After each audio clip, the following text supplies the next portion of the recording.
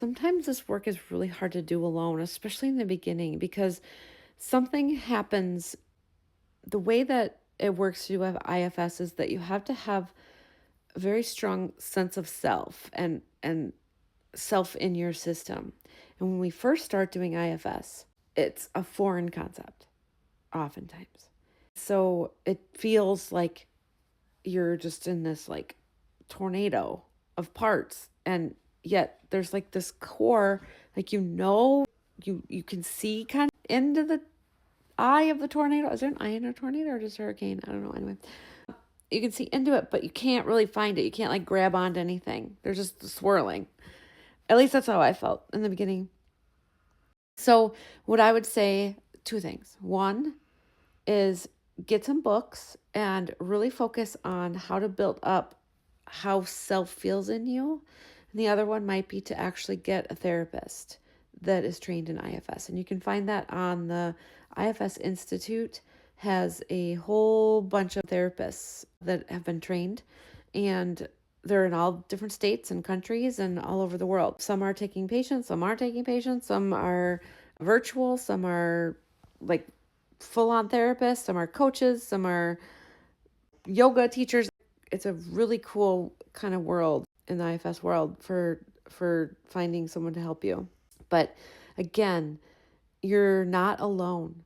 It feels real weird because there are parts that don't know they're parts. They just think they're you. So there's a part that's like, I'm making this up. And then there's another part that says, no, I'm in here. I can feel myself inside of you. Managing that and managing all of the trauma and all the hard things that created these parts, that's a lot. And the thing about IFS that I think is super cool is once you get a therapist, you learn the process and you start to heal, oftentimes it's a 1 year deal. This is not 6 years in therapy. And you're already ahead of the game because you've been practicing.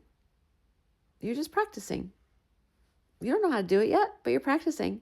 And every time you practice, you probably uncover just a little bit more. There's like one more moment that you say, oh, I feel calm. Oh, that's self. Or, oh, I feel curious about what's going on. Even just your question is like, it's based in curiosity, which is, we know we're in self when we feel any of those 8 C's. And I'm going to give them to you, but I'll probably forget one. Calm, confidence, courageous, clarity, creativity, curiosity. I probably forgot some. But anyway, if you feel any of those things, that's self kind of like peeking out, like, I'm in here. I'm curious about what's going on with your parts. So stick with it, or take a little break if your parts need it. But, you're on your way. You're on your way. Good job.